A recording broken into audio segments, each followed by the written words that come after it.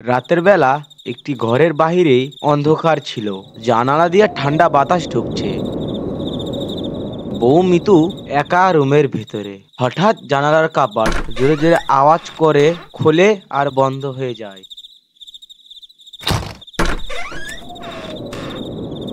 মিতু রুমে ভয়ে ভয়ে বলে, কে কে ওখানে? বাতাস এমন কেন লাগছে?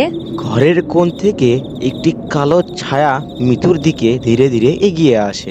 ভূত হেসে বলে, এই ঘর আমার, আর তুমি এখানে থাকতে পারবে না। মিতু বলে, কে তুমি? কি চাও আমার থেকে? রাহুল একটু পর রুমের ভিতরে চলে আসে। মিতু ভীতু হয়ে তার দিকে তাকায়। মিতু বলে, রাহুল, ঘরের ভিতরে কিছু একটা আছে। একটা ভয়ঙ্কর আওয়াজ আর ছায়া দেখলাম। আরে মিতু, সবই তোমার মনের ভুল। রুমের ভিতরে তো কিছুই নেই। আসো, আমরা ঘুমিয়ে পড়ি।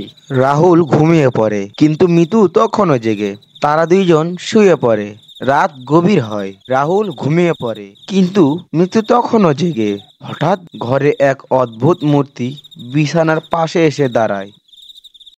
ভূত বলে, আমি এখানে একা থাকতে চাই, তোমরা এখান থেকে চলে যাও। মিতু কাপা গলায় বলে, তুমি কি চাও? কেন আমাদের ভয় দেখাচ্ছ? ভূত বলে, এই ঘরে একসময় আমি ছিলাম, সবাই আমাকে ভুলে গেছে।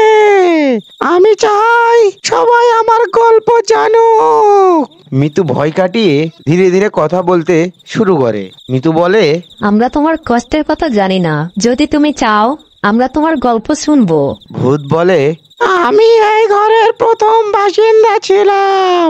এক দুর্ঘটনায় আমার মৃত্যু হয়েছে, তারপর থেকে আমি একা।